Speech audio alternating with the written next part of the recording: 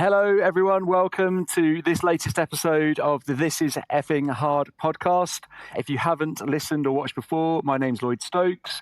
We came up with this podcast, Martin Sutton and I, earlier in 2025. And the main reason for creating the podcast is that we felt that there were too many founders who had the same issues, problems, challenges across sector, across industry, vertical, geography. And no one was really talking about the kind of background, first of all, the background of the founders, like where they came from, what they'd done, why they wanted to be a founder, and their experiences of trying to grow something.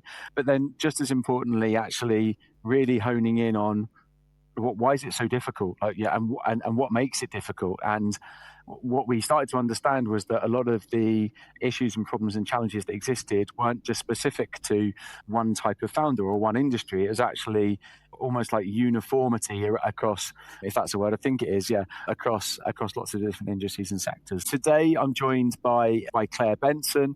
Claire and I were just talking about this, and I was saying I'm definitely going to mention this point as the intro. Uniquely, Claire and I have known each other for well over 20 years. We're originally from the same town. We used to drink in the same bar, and probably both of us spend a lot less time drinking in bars nowadays, that's for sure, for many different reasons.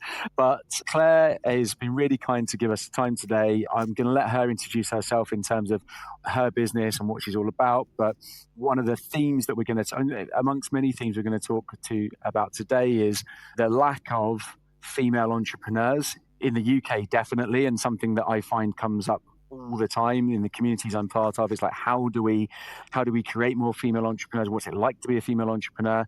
So we're going to cover loads today. It's going to be a really interesting chat. Again, as always, I've talked way too much already, but I am going to hand over to you, Claire. Tell us a bit about you. Tell us about the business that you've co-founded, which is absolutely flying now, and give us a bit of backdrop. Fab. Hi, thanks for having me. So I'm Claire, Managing Director and co-founder of creative design studio Nice. So we specialise in branding, creative, go-to-market campaigns, and we're positioned for challengers. So maybe brands that aren't the category leader, but need to do more with less and really want to find their kind of white space in the market. We're just entering our third year of trading. It's been a fun ride so far. I've got three other co-founders. So I run the business side and they do work, they're the creatives. We all used to work together actually. And then we came back together thinking we really wanted to set up an agency where we can do the best work of our lives, and the creatives are the founders. And so they're really hands-on with every project. So it's been going really well. And we've had a really good first 2 years, although we didn't really know, I think, in this current climate, and it has been a challenging climate, it's the best and worst time to start a business because you have really low expectations. If you can pay yourself, you've done brilliantly. And any more than that is a bonus, really. But now, obviously, we're looking at what serious growth looks like over the next few years. It's an interesting perspective, isn't it? Because I think launching a business at any time is hard, but certainly in almost every industry at different points, the last 5 years actually have been incredibly turbulent. If you look at our working lives since you get into your career, what you realize is actually that period of the kind of the 2010s, up until COVID, I reflect back and go, wow, wasn't that just great? Wasn't it it felt pretty stable? And actually, if you think about it, I'd say easy, in a way, or certainly easier. It feels like the last few years have been, in our industry, turbulence, the word I always use, because it's just so changeable. There's so many things going on and impacting and changing. I think that some of the best businesses, it's well known that some of the best businesses get launched in the toughest times. And I've always said to our team, if you can deliver now, then when we do start to come into what will be at some point a better economic environment, a more stable environment, more certainty, then you'll fly. But actually, honing your business skills and especially your founder-led skills, right, in an environment, if you can do it now, you can definitely do it when the market's better, right? That's exactly it. And I think, I'd rather than launching when everything's rosy and golden and it's so easy, then you wouldn't know what to do when suddenly the market drops. At least we've had that quite bullish and mentality from the get-go, and quite a hustle culture in the business in terms of not resting on our laurels and making sure that we're always looking for the next thing. Did you always, because obviously before starting this, you spent your career in this space, but was becoming a founder something that you thought that's where I'm going to end up? Or was it, what was the reason? What drove you to? Because and just some context for me personally, and I actually have thought about this a lot recently. I never had I was never like, I'm going to find my own business. That's what I'm going to do. I just got to a point where I was like, I don't want to do this for anybody else. I just want to do it for myself. Even then I was like, when I set up, if I'm honest, I wasn't completely sure. I was like, I'm going to give this a go. And if it doesn't work, it doesn't work. But I didn't like that. That was it really. What about you? Yeah, very similar. No, I don't think I knew I always wanted to work in business, whatever that meant. But no, don't think I ever really thought of myself as a founder. And it's something we talk about, but in terms of representation as a woman as well, you don't see many female business leaders. It came about because one of my co-founders sent a message out to the four of us saying, I think we should do this. Like we work together so brilliantly. We've been at big agencies. We've all experienced kind of all different things now, but I think coming back together, we could do something really special. And it actually coincided with me having a really tough time in my employment after returning from my first child, not really having the same level of responsibility.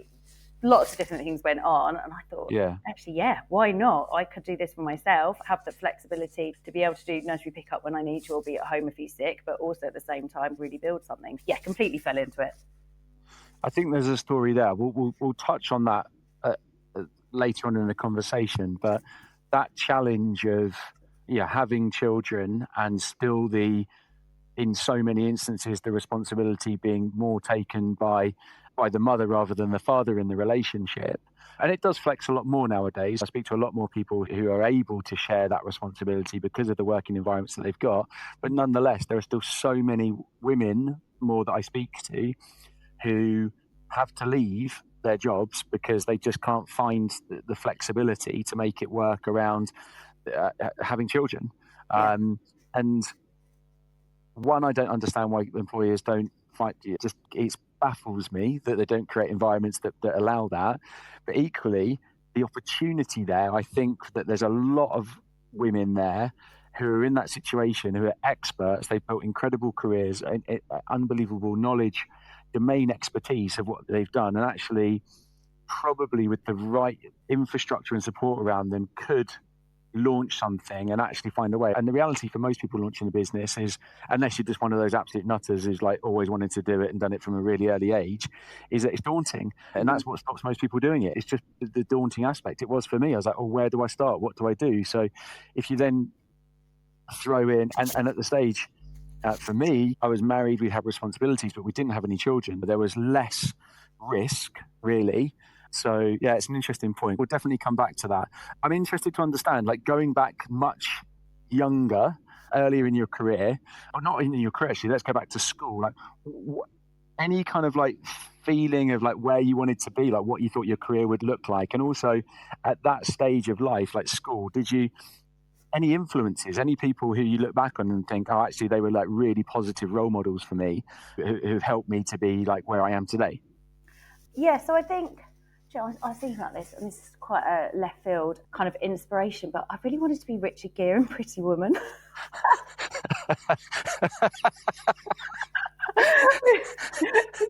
Okay. Not like I was 10, I don't think I fully understood what was happening. But in terms of, I was like, yeah, he's going into those businesses and he's like buying and selling them and he looks really rich. He stays in really nice hotels. So I was like, that looks awesome. So I remember standing in the kitchen being like, yeah, mum and dad, that's what I'm going to do. I'm going to be like buying businesses and things. Obviously didn't really understand it. So that was quite, So that's what I say. Obviously, no, I wanted to work in business. But I've got, not Julia Roberts, unfortunately, no disrespect. That's out of the industry. It's a separate conversation altogether. That's a different podcast. I guess I've got 3 older siblings. They're all really successful. They're quite significant. They won't like me saying it. Significantly older siblings, and I watch them go off to London and do their jobs and get promoted and have nice handbags and things like that. So I guess that was always kind of part of my upbringing, that you work hard and then go to university. I don't think it works that way these days necessarily, but you work hard to go to university, you get a job, and then you can buy nice handbags and follow that career path. So I think they were probably the biggest influences on me growing up, really. Yeah, I think if you have people that I've spoken to doing this series of, there's definitely a mixed bag, but if you are the youngest and you've got older siblings, that is a common thing, because you get to that point where you're the only person at home and they're off doing their thing, and then they come back, and especially when you're young and impressionable, it's like you the lens of success is so distorted. So like they'll come back with, I don't know, like maybe driving a new car, or with like wearing some new clothes, and you're like, oh wow, they're so fancy. And I had that as well. I definitely had that. I remember he was my auntie's husband, like my uncle, I guess technically. They that's another story, but but he was an insurance in the city, and I did my work experience with him. And I went to this place, and I was just like, oh my god, it was like this huge broken floor, and I was 16, and I remember him saying to me, like, who's the most successful person? And I was like, it's probably my dad. And and he was like, no, it's not. He was like, it's not, because if your dad was the most successful, he could be. And he started mapping out like what success was. And whilst he was, like, to be honest, like a bit of a lunatic ultimately, but like at the time, I just remember being in awe. And he was working this floor where everyone was like sharp suited. They had like big sales boards up. People were earning, like, I just believed even now it would be astronomical amounts of money.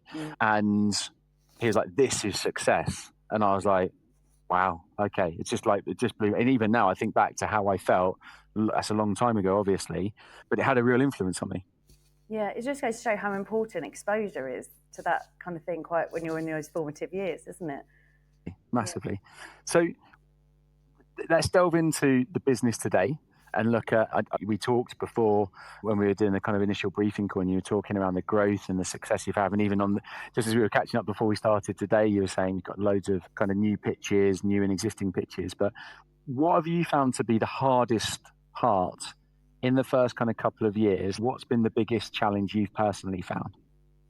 I think trusting my gut, having not done this before. So every decision that you make is often the first time you're making that decision. And so you have to do it based on your gut. And I'm conscious not necessarily to talk about imposter syndrome, because I think that is its own issue separately, but it is just like really going, okay, I have no evidence to base this on. This is the first time we've crossed this bridge. So you just have to make the best decision that you think you can in the time. And I think, for better or worse, I'm a big believer that no action is worse than the wrong action. And sometimes that comes back to bite me. Most of the time it works out.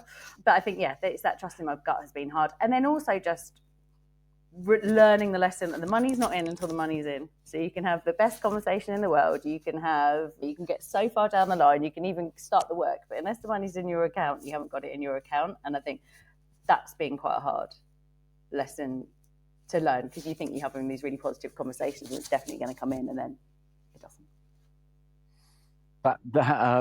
It doesn't. Yeah, I think anybody, that sense of when you start to build and you land your first deals and you check your business account and you see the number in there, that's an amazing feeling. But there's also that feeling of like, when's it coming? When's it coming? When's it coming? When's it coming? That makes a lot of sense.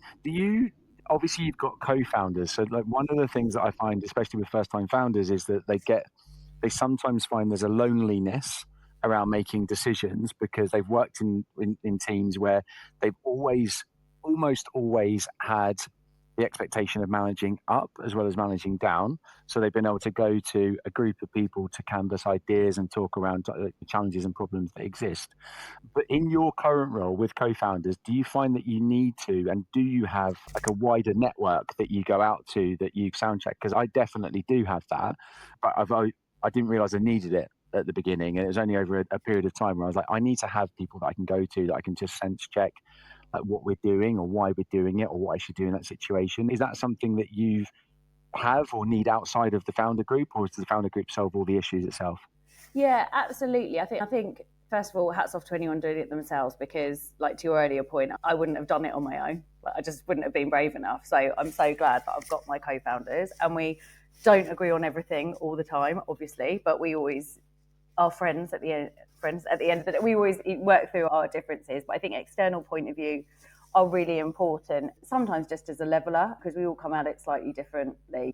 Some of my co-founders are really important. For them, the work and the creative is really important. For others, we have different kind of objectives, although we're all pushing towards the same goal. So we've got a couple of clients actually who we really trust, and I find that they're really valuable to go to. If we did this, how would it be perceived? Or if you were the person we were pitching to, how would you react to that? So I really love going to our existing clients, a couple of really trusted ones. In terms of external people to bounce ideas off, I would love to do more of that. I don't feel like I've dipped my toe into a few things, but I feel like, finding a tribe of other agency owners would be really helpful, but it's not something I've fully committed to yet. But because the problems, as you said at the beginning, are the same. Often. Yeah. It's definitely, and also, I mean, I was recording an episode yesterday, and somebody was saying to me that one of the things that they find quite helpful is definitely great to have some kind of industry experts around you, because you get that expertise. But they actually have also found the benefit sometimes of just talking to family or friends about a problem or a challenge who are completely unrelated but have a different perspective. And they were like, sometimes, like, you just, as a founder, you can get very locked into, I know what I'm doing, like I know and maybe that your close family and friends who are completely, they know nothing about your industry, and you might think, there's no point in talking to them about, they won't understand it, they won't get it. But the reality is that the problem that you might have, or the thing that you're trying to solve, might just need a completely different perspective. And they were saying yesterday that they've seen like huge success just from talking and someone going, what about this? And then going, that's a really good idea, I've never thought about it in that way. Absolutely, and being open to those. I feel like it's a bit like parenting in a way, like that people might not know your child as well as you, but they will still like be able to give advice because it's more of a universal problem than you think, oh my God, this has only ever happened to me. It's not true. It comes in many forms. So I think that's really important. My brother-in-law works for a similar agency, but it's a digital agency, so we're not competition, but he's like a great sounding board for problems that I'm facing. He's been in the industry for years and he really knows his stuff. But like you say, I was waiting for my mum and dad's house the other day, and my dad asked me a question. I was like, oh, I hate to admit it, but that's a really good point. My mum, I still don't think my mum has any idea of what I do. And like, I remember for years, I was like, it's sales. And she was like, she just associated that with the person who cold called her at home trying to sell her a phone line or whatever it might be. So I was like, I'm not getting any value from that conversation. That's for sure. A question that we ask everyone who comes on is, in your experience, the biggest myth around being a founder of a business that you see maybe perpetuated out in content, LinkedIn, whatever it might be. Your experience so far, what's the thing that you just go, what a load of BS? That is just not the case at all. Apart from LinkedIn as a whole, I'm totally guilty of participating in. People are going to probably disagree with this, but I think business plans are a bit of BS. And I say that because now, not in a sense, I think it's really important you have a clear direction of where you want to go. But I work with a lot of founder-led businesses, and I think that a lot of time the perception is that I've got a plan and that's enough. Whereas unless there's a load of actionable steps, like mini steps, big leaps, whatever it is to get there, it's not worth the paper that it's written on. So I think there's a perception that I've got a business plan, but how we get there is the bit that's often missing. And I'd also, and when you're scaling, like we thought we were going to be a tech-focused creative agency, because that's all our backgrounds. And that's probably our third or fourth sector. Wow. I'd be rewriting it every 3 months to a certain extent. Now we're a bit more established, or they can plan a bit further ahead. But when we were growing, we had some curveballs in a good way, and you have to be able to pivot and not just be like, that's not in the plan. I think that if you looked, it'd be really interesting actually for me to, and maybe it's a question I should ask, is when you look at the business plan that you created and where you are today as a business, how close is it? Because I reckon it would be wildly off in almost all cases.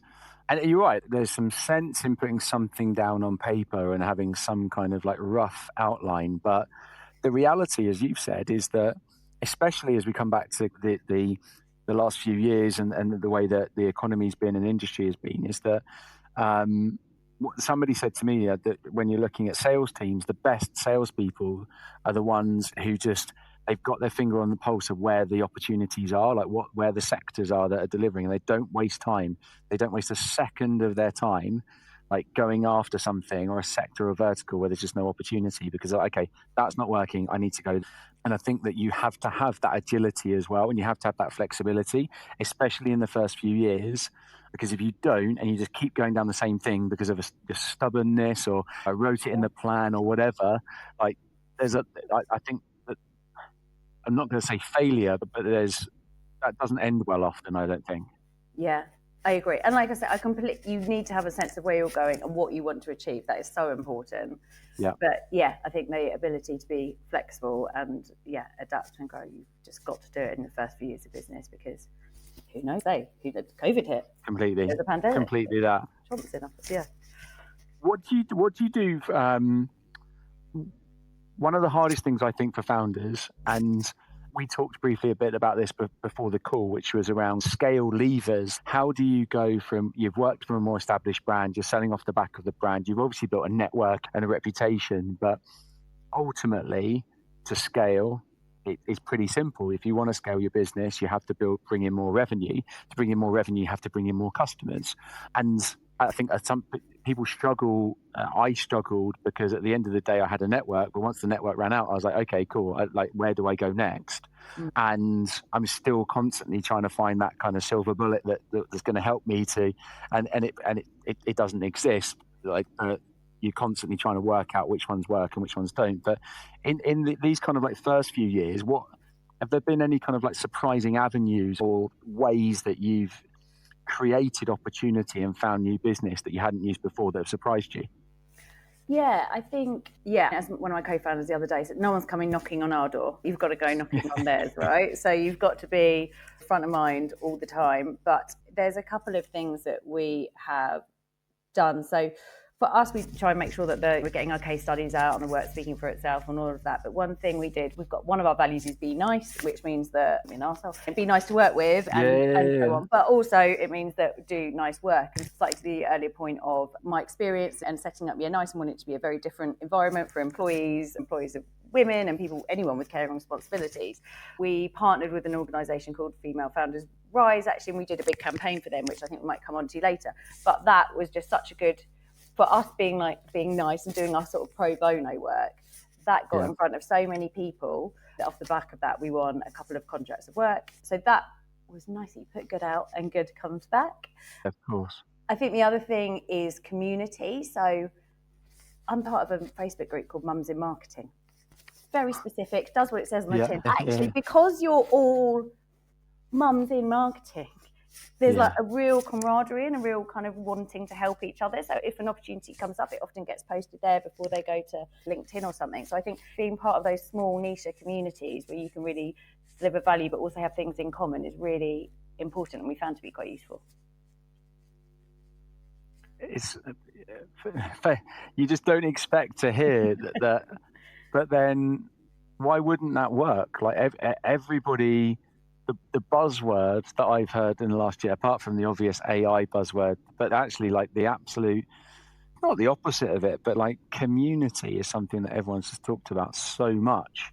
And I see so many more companies investing. It felt like for a long time, like in-person events were just not prioritized. And now like I see company raises some investment, and within a matter of weeks, they're going on a kind of like road show tour of like cities in Europe where they obviously have customer bases because they want to be out, and they're holding events in every single one. They're building and cultivating that narrative of a community of we're selling procurement software to procurement leaders. Let's get all the procurement leaders in Berlin in a room together and get them talking. And obviously that's like a much bigger scale thing, and not everyone can do that, but it's the same thing, right? It's just like getting like-minded people together in a room to talk and to share ideas and problems. It's powerful, really powerful. Yeah, I sort of think every connection you make, is just one step forward to someone who might need your services. But also what I'm really conscious of is making sure it goes the other way. So if I ever see anyone asking for anything, like any requests or any services or making sure that I've got people who I've connected with who maybe run PR agencies or who maybe are freelancers and putting other people forward as well, because I'm a big believer in kind of what goes around comes around. So I'll always recommend because people who I know in my network, because I think that's a really important way to keep that side of things alive. Yeah, completely. And so a large part of this that we're talking about, I think, is the ability to be able to network. And that actually is not something that a lot of people don't find that easy to do. And actually, through my work with the community, the CCC, like I've had so many conversations with women who have had really successful careers and worked in companies like big technology businesses, IBMs and Microsofts of this world, 15, 20, 25 years. And they're now looking to explore different options. And they may be looking at, could I do my own thing? Could I go and work for a much earlier stage business? And I talk to them about networking, and it's so consistent. That's something that is not a skill that they feel like they've really honed, and it's not a skill that they feel comes naturally to them because of the fact they've not honed those skills. And yet they have they perceive that it's not natural. But like, I've spent time with them in person and on calls, and I'm like, you definitely have those skills. Like, they are there.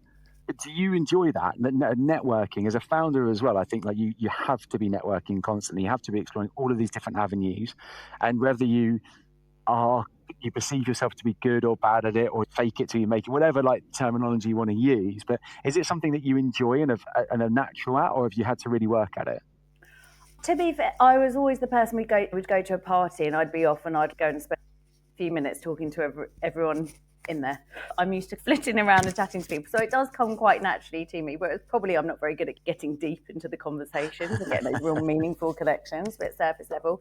But I do, it is an area where I feel comfortable. Although having said that, getting back out there as a founder, having had kids, having had COVID, it was really hard to do it again, really daunting. It's one of those things, the more you do it, you do it and you get used to it and you don't think about it. But as soon as they had those few years stop and going back out there, very much had to dig deep and think, you can do this, you can string a sentence together, like you have got some chat somewhere. It is daunting, and you do have to put your big girl pants on and go out and do it, because walking into a room full of anyone perceived business leaders or other females or whatever it is, it can be really daunting. But I think the rewards are definitely immeasurable. Completely. I think there are very few people that I've met who have they're so naturally good at it that you can just put them in any environment at any stage. Doesn't matter what's going on. There's just this this switch that goes on, and they're just like suddenly in, I won't say show mode because it suggests that they're being fake or it's not. That's not that at all. They thrive in it. They just absolutely thrive in it. I'm not that person. If you put me in a big room of people that I don't know, I'll be the one on the outside kind of observing, and it's just not something that it doesn't come naturally to me until I get into conversation. But I think it's a skill that founders need to get good at if they're not good at it, because it'll help you massively. Definitely. Massively. Yeah. You alluded to some of the work that you said, the Be Nice value, and the work that you did with female founders. I'd love to just tell us a bit more about that. Yes, so there's an organisation called Female Founders Rise. It's led by a lady called Emmy Faust. So it's about 8 to 10,000 kind of female and non-binary business leaders. And one thing that, from my background, setting up Nice, it was becoming really apparent is for female business leaders, female entrepreneurs, there are challenges, and more challenges than males. Like just on paper, so 2% of VC money goes towards women, like 2p in a pound, for example. It's absolutely bonkers every time I hear that stuff. Yeah, but it's not about, I don't think it's about men versus women. It's not about piling on the VCs. There are reasons, there are bigger reasons behind it. But basically, she put mocked up a billboard, stuck it on LinkedIn and said, posted it on LinkedIn and said, if women started and scaled businesses at the same rate as men, like 130 million, I should remember, so that could be added to the UK economy. Yeah. And I messaged her and said, wouldn't it be amazing if we did this for real? She was like, yes, that'd be great. So we ended up doing a campaign where we videoed and interviewed and did a photo shoot with 13 real female entrepreneurs. So some had scaled and exited businesses, some were just starting, some were younger, some were more experienced, a real range. And then we got JC donated media, and we put them up on billboards, all under the banner of "You've got what it takes." Because something that we were really coming up against is that whilst there are challenges, we didn't want it to be all doom and gloom. And I think the biggest thing, why I wanted to be Richard Gere and not like a kick-ass woman, is visibility matters, and you can't be what you can't see.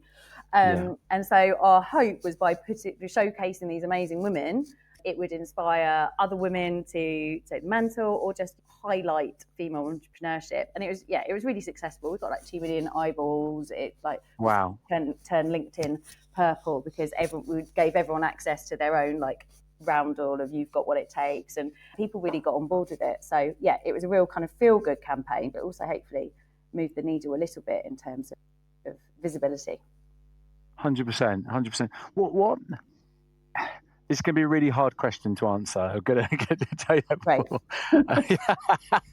And it could sound complex, but actually, there's this question of we've talked about it a bit around how do we get more women to, simply, how do we get more women to believe and start their own business? We've alluded to some of the challenges that already arise, but if there was like something, if there was something that we could do, what would be the next thing that we could do to change that, or that people should be aware of, that actually they probably feel is a real blocker, but it just isn't a blocker? And if you knew that, you could probably push on and go on and try and create something.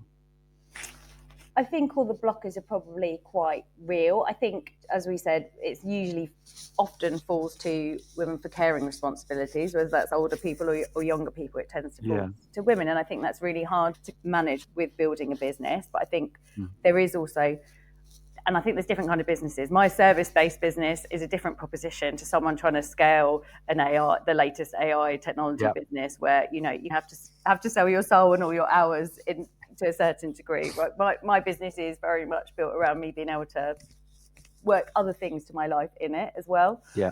But it doesn't mean that you have to sell your soul and you do all hours. You work hard, but there is a way that you can find that balance. I think if there was an incentive for investment into female-led businesses, that's going to move the needle massively, because that takes away some of the risk, and it means that women can be a bit braver and a bit bolder with doing it. But finally, I do think this idea of representation and kind of lifting other women up is really important, but it's got to go beyond that. I know you do a lot of things with this. My co-founders are all male. They were really on board with this campaign. It can't just be women in an echo chamber. Like, the more people that are on board in terms of this being a goal, the better for everyone.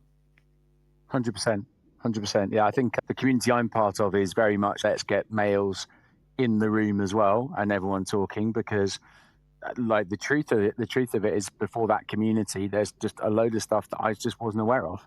Just no idea. I didn't know the stat around percentage of VC funding, and yet I've recruited into this sector for the last 7 or 8 years. There's things there, and I was like, wow. And yet I have all of these clients, and often clients will be like, this is the brief, this is what we'd like to hire, and we'd really like to try and hire more women into the business. And I'm like, okay, that's the problem that everyone's trying to solve. So yeah, it's there's a lot to do, but it's I think the more people understand, actually I would say the more men who actually understand, then that would change their perception quite considerably. And I think I just don't think enough people actually know or have the curiosity to explore what the challenges and blockers actually are. Yeah, agree. And I think also, you like Jeff Bezos' ex-wife, I forget her name badly. She's one of the richest people on the planet, and she's doing so much with philanthropy, and which is obviously important. But I think there is more of awareness that should be that more women, you can build, exit, scale a business that then invest in other women paying it forward as well. That is going to change the needle massively and give everyone more wealth. Whereas obviously giving money charity is lovely, and I'm not saying don't do it, but it's not the only way to other people. And then women of colour as well, and other completely groups. The next question I've got for you is around sanity, and that running a business is, you said it yourself, it's, especially when you have a family and juggling those things, it's hard to carve out time for yourself. It's hard to give yourself some sanity when you're really busy, and you got to put the hours in. But what do you do? Are there any kind of little hacks or things that you have found with trying to build a business and juggle all the other responsibilities that help you to just create balance? Yeah, balance is something I think about a lot. And I think where I've got to is you can have different balance at different points, but you can't necessarily balance everything all at once, if that makes sense.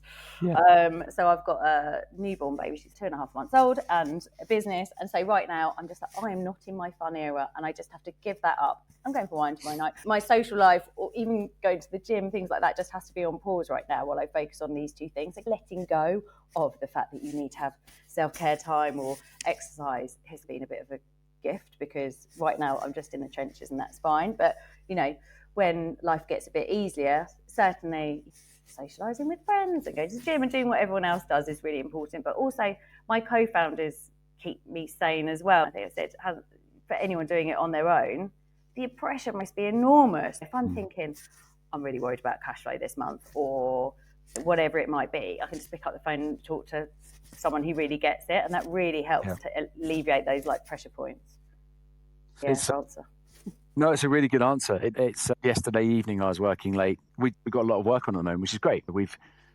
It ebbs and flows, and so people talk about work-life balance. And I was speaking to a candidate yesterday evening. I don't know what time it was, like 7:00, they say, and they were like, "You've got to stop, Lloyd. Like, you need to have balance." And I was like, "It's a strange concept, isn't it? That work-life balance thing, because I think that everyone thinks it's just this kind of consistent, non-changing thing, as in I balance my work and my life, and that means that I do a certain number of hours every day and I have a certain number of hours for life, and I apportion all these things. But the reality is that that's not founding your own business. That's not running your own company. There are times where you've had a really successful period and you've had to work incredibly hard, and you've got if you have a family, then you've got to all of those things, and it's just a juggling act. That's the reality, is just a juggling act. But then there are other periods where maybe you're in an industry sector where there might be slightly quieter parts in the year, where you get a bit more flexibility the other way, and you can have just a normal working week, if you like, whatever that is. But and I agree, I think just embracing it and just going with it. And that means that when you are flat out, maybe you do go to the gym a little bit less, or you do see your friends a bit less, as long as it's not all the time. And it's just because that doesn't end well either. But just accepting that there will be insane periods and going with it. And actually, you got to enjoy it as well, because if you don't, then why are you doing it? I think is really important. Definitely. No one's making me work with a baby. I'm doing it because she sleeps a lot and I really enjoy it, and it's my business and it's my other baby, and it's a lot of fun along the way. For me, it's more the quiet point. It's the quiet times, and that can drive me wild. That's when the sane part comes in, and that's the thing that I think I've had to really learn, is when it is quieter, don't hit the panic button. There's no need to stress. It will come good again. It's just that you're not going 11 hours a day for 2 weeks. It's like you say, it's just a normal working week, and actually to enjoy it and do all those other things that you never normally get to do. And maybe the team can knock off early and go for a putt. Just lean in and enjoy it, rather than just go, oh my gosh, we're quiet, everything's gone wrong. Because actually the busy times are easier to manage in that way. Do you know what? That's a great bit of advice. My last question to you is going to be around if you had advice for people, and there might be something else that you want to add. And if there's not, then I can ask you another question just to wrap things up. But it was going to be around advice, and that point around, I guess, trusting yourself that when you are in a bit of a quiet period, that it won't last. And it is actually a really important thing, because I think you can you can, and I definitely have had self-doubt, analyzed what I'm doing, wondering why it's not working, asking myself. And there's a balance, because sometimes you don't want to keep doing the stuff you've always done, because the old adage of you'll get what you got. But there is also the element of just trusting the fact that you know what you're doing, you know you're good at it, and actually just business is not one linear, consistent, just busy. It ebbs and flows. Yeah. One of my co-founders is fond of saying we would all of us have to sit on our hands for 3 months and do nothing for nothing to come in.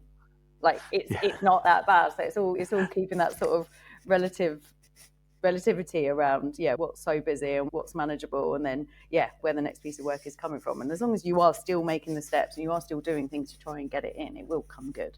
I'm believing it. Completely agree. My last question is just going to be around, before we wrap things up, is what's the future of the business? And it doesn't have to be like, the end goal, but what do the next kind of 12 to 18 to 2 years look like? Ironically, I'll probably have to refer to my business plan. No, we definitely want to double in terms of revenue and the kind of clients we've got, go deeper with the clients we've got, as well as win new. We've got really ambitious growth plans. I'd like to, in the next 2 years, have another office in another country. We're looking at a couple of options for that now to better service the clients that we've got internationally. But make sure, we're still having fun doing it. I think that, to your point, really is really important. Yes, we want to scale. Yes, we want to make money. Yes, we're in it to be successful, but we've also got to keep having fun, and building a really nice culture where people want to work with us and want to work for us is important, not to lose sight of that as we do it. Couldn't agree more. Completely agree more. Look, Claire, who'd have thought 20 plus years ago we'd be doing 20 a podcast? minus. 20 minus. Sorry, 3 years ago. 3 years ago. Under 20 years ago, we'd be doing a podcast talking about growing businesses and founding and leading companies. It's really cool to connect. And I think that the story and journey that you're on, you're an early stage business. Like I said at the beginning, I think there's so much of this that doesn't matter whether you're in tech, non-tech, any sector where you talk around the challenges of growth and all the things that we've touched upon. And obviously there's been a bit of a narrative around women in business and female founders, which I think is a story that I'm passionate about talking about and shining the light on. But thank you for your time. It's been super, super interesting. I hope you've enjoyed it as well. Yeah, it's been a pleasure. Thanks for having me. Thank you.